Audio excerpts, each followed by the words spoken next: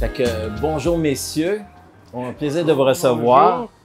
Fait que bon, on commence avec la photo. Moi, quand j'ai vu ça, au début, je pensais que c'était un photomontage. Parce que je n'étais pas ça, je disais, c'est quoi, leur passion pour la bande dessinée remonte à si loin. Fait que j'étais comme flabbergasté parce que, bon, Luc, je te connais comme en animation. Je disais, tout ce que je t'ai vu, je t'ai rencontré, c'était par rapport à l'animation, tout ça. Fait que je savais pas que tu fais. J'ai appris ça l'année passée. Quelqu'un me dit, tu fais de la bande dessinée. Je dis, ah oui, OK. Puis je trouvais ça intéressant de vous lire, là. Fait que ma première question, c'est, ça remonte à loin, cette passion pour la bande dessinée? Puis parlez-moi un petit peu de votre rencontre, là. François, on s'est rencontrés quand? Que je me souvienne, c'était en 6e année. OK. En 6e année, voilà. Puis vous étiez où en 6e année? Longueuil. OK. Ouais, à Longueuil, dans une petite école primaire. OK. Puis, c'était, à ce moment-là, c'était des classes de garçons. Puis nous, on était... on faisait nos classes comme tout le monde. Puis, il y a eu un des élèves qui a décidé, on va faire un concours de bande dessinée. OK. Et le professeur a approuvé. Ouais, ouais. Donc, tout le monde, enfin, une partie des gens ont participé. Et on s'est retrouvés, Luc et moi, soudainement, en compétition. En compétition? Ouais, parce OK. qu'il a gagné le premier prix et moi OK. le deuxième. OK. Parce qu'on Ouais. la classe, de la façon qu'elle était divisée, on se voyait pas, on se parlait pas. François était, moi j'étais en diagonale à l'autre bout en avant, lui était en diagonale en arrière. OK. On se voyait pas vraiment, on se parlait pas, mais on était dans la même classe jusqu'au moment où il y a eu le concours de BD et on était vraiment égal. J'ai gagné le premier prix, là, c'est OK. tout. Tu sais, c'était, ça aurait pu être lui sans problème, mais j'étais fabuleux par sa BD, une aventure de Tibet. Puis moi, c'était très influencé par Spirou, OK. qui était un peu des genres de petits hommes qui ressemblaient pas mal trop aux petits hommes dans Spirou. Puis dans ce temps-là, c'est Franquin, le Spirou de Spirou, Franquin? ben, c'était le Spirou de Franquin, bien Ouais, sûr, OK. là, à l'époque. OK. Le meilleur. Là, ben, là, on s'est comme surpris de, hey, tu dessines? Là, on s'est mis à parler, puis comme les gars qui parlent de hockey. OK. Les gars parlent de hockey, ils parlent tel joueur a fait ça, tel joueur, il y a telle statistique, etc. Puis là, nous autres, on suit pas, ça nous intéresse pas. Mais là, je pouvais parler de dessinateur de BD, puis lui il me répondait, ah ben oui, lui, il a fait ça, puis là, il me disait d'autres dessinateurs, puis je dis, ben oui, il a fait ça. Fait qu'on on était tous les deux, on suivait des dessinateurs, on était passionnés de dessin, puis on est comme, ah bon? Fait que là, on a commencé à se fréquenter, puis et voilà, depuis la 6e année. Ah, c'est un peu fou, ça. Fait que tous les deux, vous aviez... Parce que là, j'ai interviewé beaucoup de gens, puis il y en a beaucoup qui, leurs parents avaient plein d'albums de bande dessinée. Tu sais, c'est une passion qui a été qui est partagée, qui a traversé plusieurs générations. Vous autres, c'est pas venu tout seul, l'amour pour la BD, avant de vous rencontrer? Pour moi, c'est plus comme, je sais pas, à l'âge de 5 ans, j'ai décidé de prendre un crayon, puis ça m'a jamais quitté. OK. Tout simplement, parce que chez nous, non, la bande dessinée, à part les Tintins, puis plus tard les Astérix, c'est tout. En fait, je me rappelle qu'on m'avait donné à 4 ans un Tintin. OK. Et j'avais du coup, là, tout de suite apprécié en regardant là, les images et tout ça. Et ça m'a tout de suite. En tout cas, pour moi, c'est ça. C'est à partir de 5 ans, j'ai commencé à dessiner. Puis ça ne m'a jamais quitté. Puis de fil en aiguille. Mais lui, il avait une collection déjà assez impressionnante de bande dessinée. OK. Tu disais personnelle, là. Oui, OK. oui, Oui, oui, Dans sa oui. chambre, il y avait déjà une bibliothèque bien remplie de Spirou. là. Bon, mais je me demande comment elle est aujourd'hui, sa bibliothèque. Ah, hein? non, Oh, faut mon Elle est Dieu. infinie, c'est une bibliothèque infinie. Mais C'est ça. c'est à peu près comme François, là. J'étais à maternelle, il fallait faire un dessin. La professeure nous demande de faire un dessin. Fait que moi, la veille, j'avais vu un épisode de Voyage au fond des mers, OK. qui est une émission ridicule où il y a toujours un sous-marin, puis il y a toujours des aventures, tout le temps sous l'eau. Il y avait une baleine géante qui avait attaqué le sous-marin. Puis là, ben, j'avais vu ça à la TV, fait que j'avais dessiné la TV, le sous-marin avec la baleine qui frappait le sous-marin. J'avais tout colorié ça avec la TV, avec le poste 2, ça jouait, je pense. En tout cas, tout était écrit, puis la professeure était « Oh my God! » Puis là, moi, j'étais là, je dis « Ben, tu sais, toutes les autres, en tout cas, j'étais au-dessus de la mêlée sans problème. » Puis là, ben, je sais pas, Astérix est rentré dans la maison, puis là, ça n'a jamais arrêté. C'est Spirou. OK. C'est surtout les journaux Spirou, les recueils du journal Spirou, qui j'ai eu par hasard, puis il y avait une vente. C'est à cause de Woolco. Il y avait une vente chez Woolco, 1 piastre Ça n'existe plus, Woolco. Je sais, là, ça n'existe juste plus. pour, Ça n'existe plus du tout, mais il y avait une vente. Ni Woolworth, ni Kmart. ouais. Tout ça, ça a disparu. Fait qu'ils vendaient les albums du Journal Spirou, 1 piastre l'album du Journal Spirou. OK. Fait que ma mère m'avait donné une pile de même à Noël pour, m'occuper. Puis après ça, j'ai jamais arrêté. Ben, c'est fini. Ben, moi, ma mère, elle les achetait. Fait que j'ai le recueil 18 jusqu'à 100 quelque chose. Là. Fait que quand j'étais jeune, mais elle les avait toutes recouvertes d'un carton pour les protéger. Puis là, récemment, je disais, hey, c'était toutes des couvertures de Franquin. Fait que j'ai commencé à les enlever. J'étais là, c'est beau, là. C'est tellement. C'est incroyable. Mais c'est ça. C'est exceptionnel, ça. Là. Ouais, mais c'est ça. Moi, j'ai baigné, je suis un Obélix de la bande dessinée. J'ai tombé dedans quand j'étais petit. Ouais. Ben, c'est ça. Fait que je trouvais ça. C'est pour ça que je reviens à vous autres. Je dis, waouh, une passion. On voit que ça monte à loin. Fait que là, OK. On est dans l'histoire. Vous êtes rencontrés. Vous êtes en 6e année. Mais là, vous allez vous retrouver à Paris. Hein? C'est ça. Ben, au secondaire, on a fait une BD ensemble qui s'appelle La rançon atomique. OK. Qui est un épique, débile mental, super longue BD qui a au-dessus de 100 pages, jamais terminée, qu'on montrera à personne, mais qu'on a fait. OK. Mais que c'était un apprentissage. Puis là, ben, au cégep, je suis allé en art plastique, François est allé en graphisme. OK. Puis là, ben, je suis allé à Concordia en cinéma, puis après ça, fil en aiguille, j'ai eu une job à Paris au studio d'Astérix. Puis après, c'était les studios Pichat. Puis là, ben, j'étais à Paris, puis ben, François puis moi, on se tenait tout le temps ensemble. Fait que là, François est venu me visiter à Paris. OK. Fait que là, cette photo, et quand François est venu me visiter à Paris, dans le studio En 1985. OK. En 1985, quand je travaillais à Paris. Ma première job. Ah, c'est Puis le fun. moi, à ce moment-là, je travaillais pas en animation. C'est ça, c'était. Ouais, OK. Ouais, c'est ça. Donc, j'étais en graphiste, je faisais mon travail de graphiste. Mais parallèlement, je faisais aussi de la bande dessinée parce que j'avais toujours espoir de faire de la bande dessinée, qui était ma passion et mon amour. Et j'avais réussi à être publié dans Titanic, le dernier épisode. Oui, le dernier. Tu veux dire le dernier numéro? Numéro 12. Oui, le OK. dernier numéro 12. Numéro 12, le Titanic, dernier. qui malheureusement a sombré.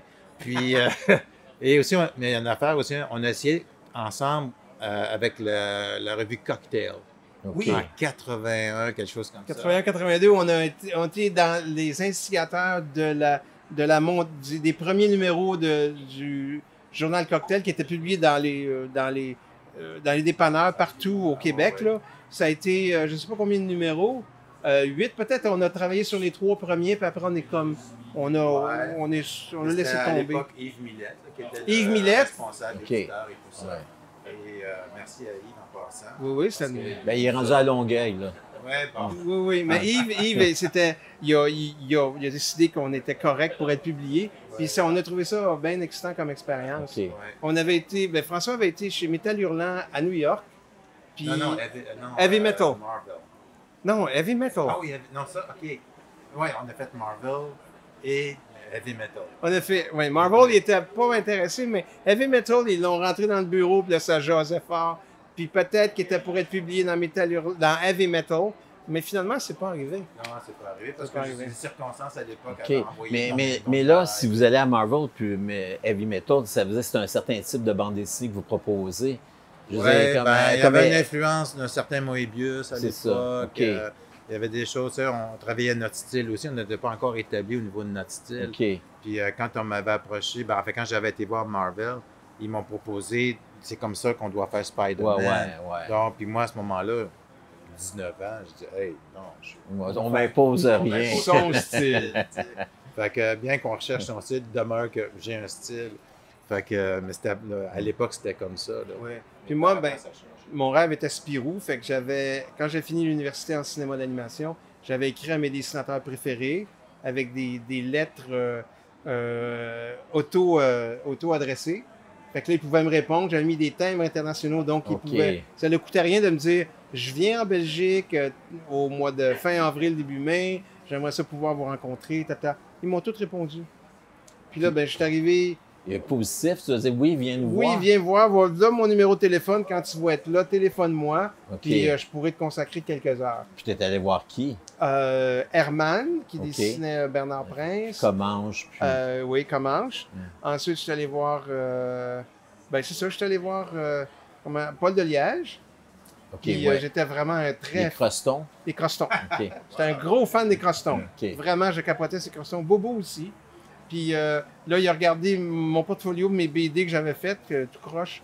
Puis il a dit, OK, toi, tu restes chez moi, puis je vais te présenter tout le monde. Ah ouais. Fait que OK. je suis resté chez Paul Deliage un gros 2 semaines et demie. Puis il m'a emmené voir Haussmann, Machereau. J'ai passé une journée chez Machereau. Ben, Machereau. Ça, c'est Sibylline, exceptionnel. tu sais. Il est d'une grande générosité. Ensuite, j'ai été voir Piroton, qui faisait des BD de Jess Long, le détective du FBI, qui était scénarisé par Thieu, mais Thieu était décédé malheureusement déjà là. Il m'a emmené... Comment sont arrivés, mais il n'était pas là. Il m'a emmené voir Brouillard, qui dessinait dans Spirou, mais qui a arrêté, mais qui était vraiment... Il avait un beau style. Maccardy. On a passé beaucoup de temps avec Maccardy, même que quand j'ai eu mon travail à Paris, après, Maccardy est venu me visiter à Paris.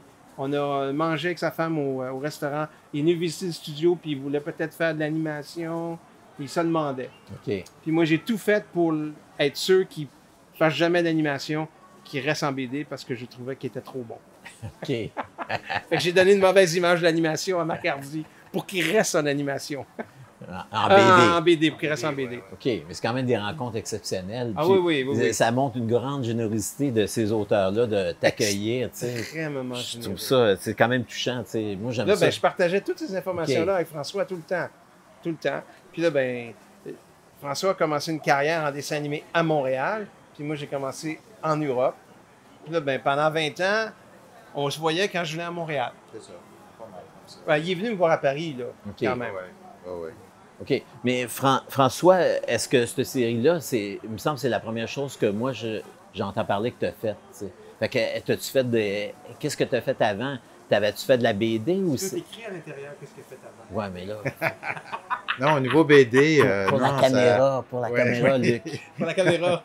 Ben, je sais pas, au niveau BD, vu qu'il y a une grande pause animation, OK. j'ai quand même travaillé en animation pendant plus de 30 ans. Ouais. Donc, et déjà, puis une des choses pourquoi j'étais en animation et pourquoi j'aimais faire la BD, c'est que j'aimais dessiner.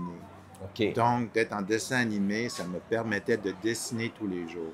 Alors, pour moi, c'était parfait. J'étais heureux. Et de Mais ça, fil en c'était à aiguille- l'ancienne, là. C'est Ouais, avant ouais, que c'est à tout se l'ancienne. fasse Quand sur tu ordinateur. commences intervalliste, OK. ensuite assistant animateur, ensuite tu sais, animateur tel quel, Puis, ensuite tu as fini co-réalisateur. c'est ben, réalisateur. j'étais réalisateur OK. avec à l'époque chez Cinar, aussi à Ottawa. J'ai fait des séries, plein de coproductions avec Arsène Lupin. Arsène Lupin, oui. Une que j'ai préférée, ma préférée, c'est Marsupilami. OK, ouais. Dans les années 2000, Télé-Québec avait accepté d'acheter de la série. Donc, c'est une coproduction avec la France. Donc, à l'époque, c'était 26 épisodes et on partageait les épisodes en deux, 13 au Canada, 13 en France. OK. Alors, j'étais responsable de 13 épisodes et mon plaisir, c'était de dessiner comme Franquin OK. tous les jours. Ouais. Ah, ça, c'était merveilleux. OK, Ça, fait ça a que t'es été- vraiment un amoureux de la ligne, puis tu sais... Oui, OK. oui. Parce que Oui. quand on regarde aujourd'hui, c'est comme... j'ai l'impression que tu es un auteur arrivé tout fait, prêt, professionnel, d'où tu sors. Puis après ça, c'est ça, je lis, j'ai quand même lu, puis je dis, ah, OK, il a fait ça, il y a une feuille de route. Mais ce qui m'impressionne, c'est votre désir de travailler ensemble, puis à travers les années, vous n'avez pas lâché, puis vous avez fini par faire quelque chose ensemble. Ouais. Fait que quelles circonstances qui ont finalement concrétisé que vous allez vous lancer un projet commun? Je suis parti à Paris 3 ans. Je suis revenu à Montréal. Puis à Montréal, à un moment donné, François puis moi, on disait, on fait du dessin animé, c'est cool. Je faisais des pubs, je réalisais des pubs pour Pascal Blais. C'était le fun, mais on disait, pourquoi qu'on ferait pas une BD là, rapide, quelque chose pour se faire plaisir? Fait qu'on a fait une BD Rapide, hein? rapide, oui. On a fait une BD rapide, c'était des strips. OK. On a fait 8 strips. Ça s'appelle Caroline Laforêt. Puis c'était des aventures d'une jeune fille des années 80 qui sortait d'un bar le soir à Montréal. OK. Puis qu'il arrive des niaiseries, mais elle est intelligente, puis tous les hommes sont caves. OK. C'était ça l'idée. Puis on a fait 8 strips, puis on a présenté ça au journal Le Voir parce qu'on voulait juste qu'il publie OK. dans Le Voir. Ouais. Il voulait... Pas question d'être monnayé. il nous donne pas d'argent, là. Mettez-le dedans, le journal Le Voir. Fait que ça nous donnerait une discipline de faire un strip par semaine. On voulait avoir cette challenge-là, obligation-là c'est ça. de faire ça.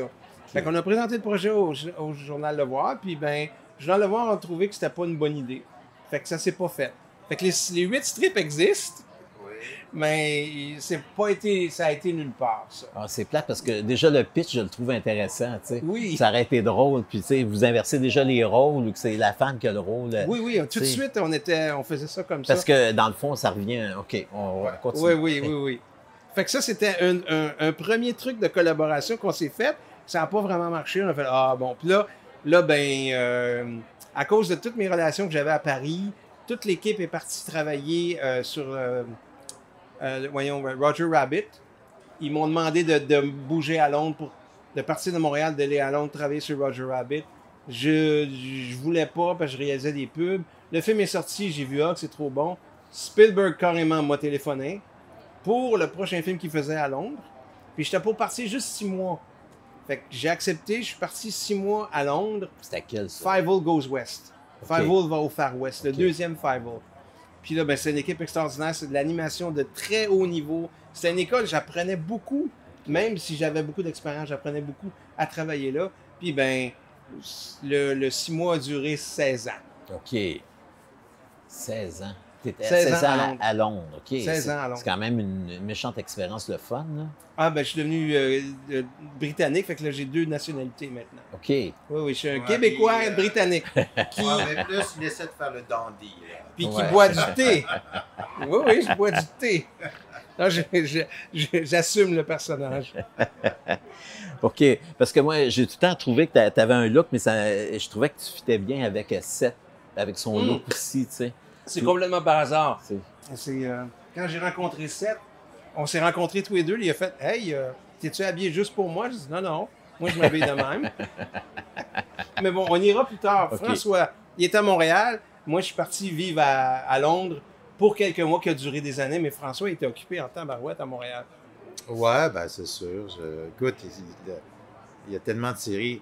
Une peut-être aussi qu'il faudrait peut-être mentionner, j'étais celui qui était le co-réalisateur sur Robinson Sucroé. OK. La fameuse série qui a fait que Sinard a tombé. OK. Ouais, moi je vois. Ouais, donc ça revient à lointain. Mais pour ça, tu dis que moi, j'ai fait beaucoup de séries télé, puis ensuite, j'ai travaillé pour les films comme La Guerre des Tucs et La Suite. Et après ça, récemment, je fais plus des storyboards pour des films comme la compagnie, la production 10e Avenue à Québec, où ils font Katak, ils ont fait Félix et le trésor de Morga. Oui, donc, François faisait du storyboard pour ce film. Oui, tout ça. OK, fait que tu dessines vite. Le seul que je connais qui fait ça, c'est Fogg. Je sais pas si tu le connais. Fogg, ben oui. Richard, ben oui. Richard, très bon, il dessine très vite aussi. Oui, parce que Richard, j'ai rencontré dans des festivals en Europe. Parce que tu fais là, je travaille sur un Astérix en Allemagne, là, fait que je suis venu au festival, tu sais.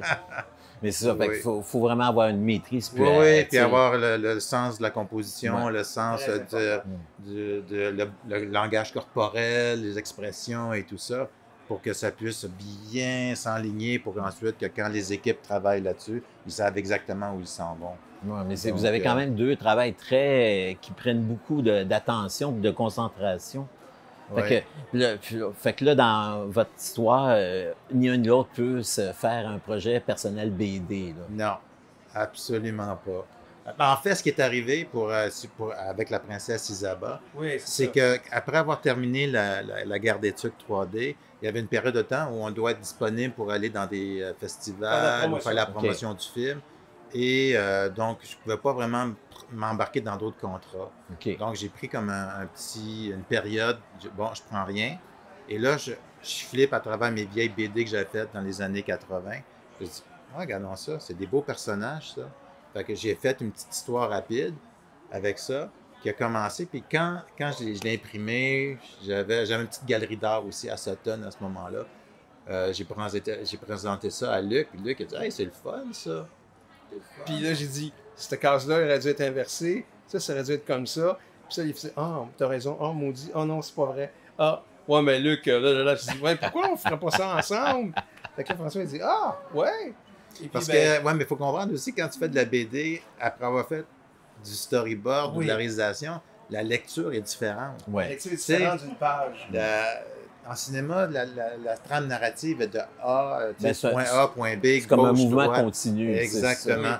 Alors que avec la bande dessinée, tout revient dans la page. Oui, tout doit retourner Ouais, vers la page. c'est ça. La page forme un tout, mais c'est une unité qui mène à l'autre, à la Oui. suivante. Là. Et qui doit, à la fin de la page, amener pour aller à l'autre page. Ouais. C'est toute cette affaire-là qu'on comprend très bien tous les deux. Mm. Puis là, ben, ce qui est vraiment génial, c'est que là, on s'est assis, on a dit, bon, ben, on va faire ça. Comment qu'on peut faire ça, le fun? Puis là, ben, on a tellement ri parce que ces personnages deviennent des amis imaginaires, Oui. puis qui ont un caractère. Puis là, ben, on rit d'eux autres, puis on prépare, on construit l'histoire. C'est vraiment très drôle. Puis François, après ça, va faire le son. Ça, c'est bon. Non, c'est bon. Ah, OK. Parfait. Fait que tu feras couper, là. Attention, 1, 2, 3, on fait ça. Bon, on recommence. Fait que là, on s'assit, puis on s'amuse. On s'amuse de faire un scénario ensemble. OK. Puis là, on essaie de tout le temps se peinturer dans un coin. Puis là, après, ben, il faut trouver la solution de sortir du coin pour aller OK. dans l'autre coin, pour aller dans l'autre coin. Parce qu'on veut que ça soit un rebondissement, que ça soit très drôle. Puis là, quand on est content avec ça, ben, François va faire un premier croquis qui est tout rough, qui est l'ensemble de ce qu'on a discuté. Puis là, on va reprendre le croquis ensemble, puis là, on va essayer de le simplifier, le rendre encore plus clair, le rendre encore vraiment là, un page turner, comme on dit en bon OK. français. Puis là, quand on est content avec ça, ben là, François, il dessine, puis moi, j'écris. OK. Mais moi, je vais demander, moi, j'ai été surpris, vous n'êtes pas allé voir des éditeurs avant de vous décider de vous auto-éditer ou c'est quoi qui a motivé votre décision de le faire par vous-même? Parce que c'est quand même beaucoup de travail quand on s'édite, puis moi, je le sais, là, fait que... C'est une grande naïveté de notre part. C'est qu'on ne voulait pas prendre de temps à essayer de convaincre quelqu'un d'autre. OK. On voulait garder ce précieux temps-là qu'on n'a pas Mais je peux comprendre pour en le même faire temps. nous autres mêmes, tout simplement. OK. Mais aussi, c'est parce que Mais vous avez une certaine liberté. C'est comme si Oui. vous autres qui êtes en charge, puis si vous êtes les garants de la qualité, puis il n'y a personne qui va commencer à vous dire des affaires qui ne fitent pas avec ce que vous voulez faire. Là. Oui. Puis, non, mais c'est parce que aussi, c'est que on voulait pas non plus partager les droits. OK. On veut absolument que les droits nous appartiennent. Si OK. jamais quelque chose arrive, ça décolle ou quelqu'un décide de faire un film, on ne sait jamais. OK. Ben là, on a juste à dealer avec Ouais. nous. Là. OK. On n'a pas à dealer avec un autre interlocuteur. OK. Puis aussi, c'est de la BD. On fait pas des millions avec ça. Non. Donc, on a quand même une bonne carrière professionnelle. On est capable de dire, ben, gars, on est capable de prendre quelques milliers de dollars pour...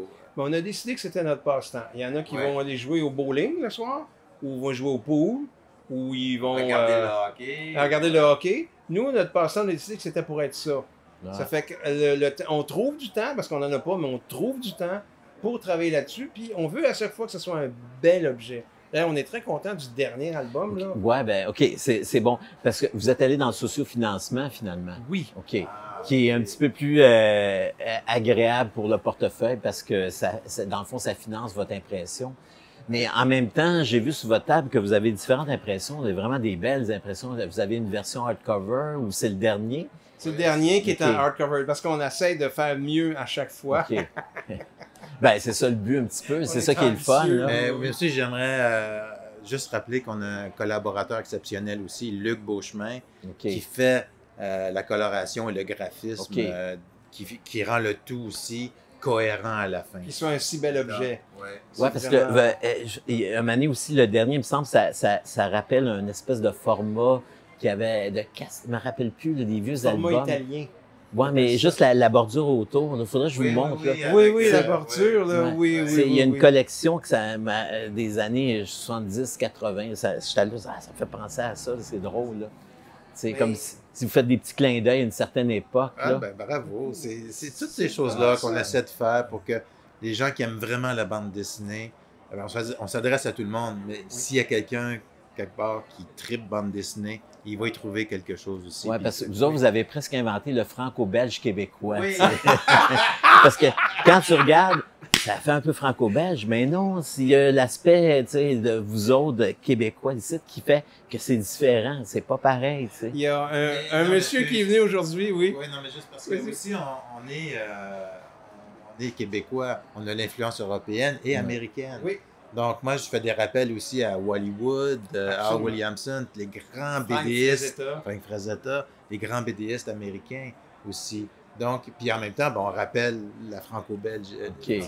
On est au Tilleux et Yves Chaland sont de très grandes influences. Et où que chaque case est une composition exceptionnelle. Fait qu'on essaie de penser à ça à chaque fois. Quoi qu'on fasse, il faut que chaque case soit une magnifique composition. Mais il y a quelqu'un qui a acheté un album il n'y a pas longtemps qui est venu nous revoir. Puis il a dit que nos sacres étaient interstellaires. Nos sacres étaient interstellaires. C'est à vous de découvrir quand vous lirez les albums. On a fait des sacres interstellaires. C'est bien dit, hein? C'est vraiment bien dit. On a ri, a dit oui, c'est ça qu'on a fait. Ah, mais c'est intéressant comme Wallywood, là. Je trouve ça intéressant. Fait que ça montre quand même une connaissance de la bande dessinée, puis ce qui est venu avant, tu sais. Fait que c'est ça qui fait que, c'est ça en lisant ça, mais en même temps, je me dis, tu sais, plus vous avez... Fait que, OK, vos plans d'avenir, c'est que vous allez continuer. Avez-vous une idée? Comment vous travaillez? C'est-tu, vous avez, OK, on veut amener la série jusque-là, ou à chaque fois, vous asseyez puis vous continuez de construire? C'est qu'on a créé un univers qu'on n'arrête pas d'élargir et d'élargir. Comme si les gens visitent le site qui est isaba.com, izhaba.com, isaba.com, que vous pouvez mettre à l'écran ici, il est juste là. Le isaba.com. Si vous visitez le site, vous allez voir, il y a plusieurs titres de disponibles. Ah oui, une vingtaine de titres. OK, bon. Fait qu'on crée un univers. Okay. Et d'ailleurs, dans cet univers-là, ça, je pensais, c'est une blague où ils ont vraiment des petits synopsis, puis c'est un petit peu comme la série Donjon qui disait qu'ils voulaient en faire 2000, mais c'est impossible. Là. Oui. Mais je trouvais ça amusant, tu sais, parce qu'il y a des titres qui sont super intrigants. Tu dis, je veux le voir, celui-là. Oui, nous aussi, on veut le voir. Okay. On veut voir tous les titres. Fait que, on s'est amusé à créer un univers plus grand puis même un univers contenu dans l'univers de la BD où ce que les livres publiés de cette BD sont des livres interdits par le régime du royaume interstellaire, où les livres sont brûlés. Donc, ces livres sont interdits. Vous n'avez pas le droit de les lire. Non, mais aussi, c'est amusant parce qu'on avait déjà planifié ce rôle-là au niveau des livres. Oui. Et après ça, on attendait que, comme en Ontario, ils se sont mis à brûler des Astérix, des choses comme ça. Puis c'est comme, wow, quel timing! On avait mis ça dans notre narratif 1 an avant qu'ils se mettent à brûler des livres en Ontario. Là. Okay, on a fait, mais voyons donc, c'est quoi ça? Fait que vous êtes des auteurs de vin, tu sais. Un petit clin d'œil à Astérix. Oui, un bon Astérix. Mais au final, c'est que quand on écrit une histoire, on prépare toujours une suite. Donc, si vous prenez le premier album, il se termine avec quelque chose que Isaba tient dans ses mains. Donc, l'histoire se termine, mais il y a un objet qui peut amener à l'autre aventure. C'est ça, exactement. Fait que, dans le fond, vous avez bien du fun. Oui. Vraiment, bien du fun. Puis, il y a déjà plusieurs histoires décrites quand même. Oui. Pas finalisées, mais au moins, on sait où on s'en va. Puis, vous placez ça comment dans votre rythme de vie? Parce que tu travailles encore sur des films d'animation? Non, c'est terminé. Là. J'ai décidé de goodbye. OK. Pour l'instant. Fait que dans le fond, t'es à la retraite, mais tu fais de la BD. Oui. OK. Oui. Puis toi, Luc, t'es pas à la tête du département d'animation Cégep du Vieux? Non, je suis pas à la tête du tout. Là. Je suis un des professeurs. Il y a 15 professeurs dans le département d'animation. Tu vois comment les rumeurs se propagent. Je suis qu'un des professeurs du département d'animation qui généralement donne des cours de scénarimage, qu'on dit storyboard, mais en français on dit scénarimage. Et je donne aussi des cours d'animation dépendant de chaque session. Ça change tout le temps, ça. Puis je donne aussi un cours à Concordia, qui est storyboard ou dessin animé. Fait que je fais ça. Je prépare des projets de films, dont un film qu'on peut pas parler, mais probablement que François participerait. Un gros projet, mais je peux pas en parler. Mais c'est très alléchant. Si ça marche un jour, tu vas triper. Je crois. Je crois que tout le monde ici triperait. Ça ferait... Bon, vous allez continuer, c'est ça, tous les deux.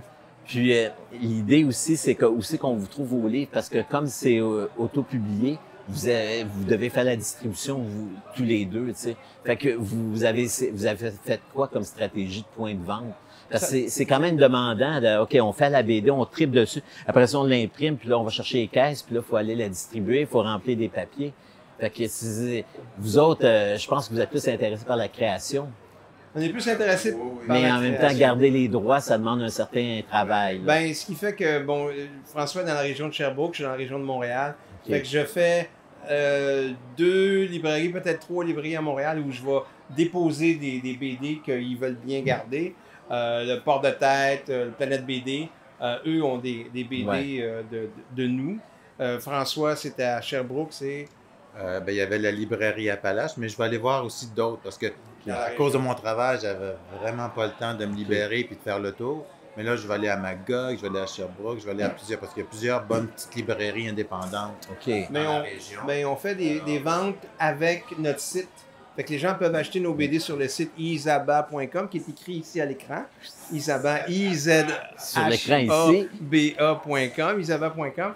Puis on fait des ventes, fait que ce qui arrive, de temps en temps, je fais des colis, puis je les envoie par la poste. OK. Puis, le site Internet permet justement aux gens d'accéder à acheter des albums. D'ailleurs, ce qui est bien, c'est le deuxième qui est Perle Bleuet. Il en reste 8. Ce sera pas long, il n'y en aura plus. Alors, on va en réimprimer d'autres. Mais aussi, les festivals comme ici, c'est formidable. Oui. Ça c'est une belle vitrine. OK, c'est la première fois que vous venez à Prévost? C'est la première fois à Prévost, mais ça ne sera pas la dernière. Mais s'ils nous invitent encore, ça ne sera pas la dernière fois. C'est très bien. On essaie quand même de produire un album par année. OK. Oui, bon, on essaye. C'est vraiment magnifique. Vraiment beau travail. Moi, je trouve ça intéressant. Comme je disais, c'est rare de voir une série qui est dans l'esprit franco-belge, mais vraiment travaillée, poussée, drôle, puis moderne, c'est d'aujourd'hui. On essaie d'être moderne. Mais comme tu dis, c'est un personnage féminin fort, dynamique, très intelligente, qui a pas... les personnages sont un peu de nous là-dedans. Oui, mais ça revient un peu à votre... Oui. On boucle la boucle, là, parce que le premier strip, c'était un personnage féminin fort. Puis les gars là-dedans, des fois, sont un petit peu nono. Hein? Oui, les gars là-dedans sont un petit peu nono. Honnêtement, on est nono. Nos blondes sont vraiment... On admire nos blondes. Elles sont intelligentes. Oui, c'est ça. Nous, on fait quoi? Il y a beaucoup dérision là-dedans. OK, je pensais à dire d'autofiction. Autofiction! Il y a de l'autofiction aussi. Tu sais, c'est des moments miroirs. Ouais, c'est bon, ça. Merci beaucoup, c'était super intéressant. Je pense qu'il y a plein de gens qui vont découvrir votre BD. Comme je disais, écrit sur l'écran, izaba.com. C'est ça, puis ils vont signer leurs photos si vous achetez l'album. Inquiétez-vous pas. Oui.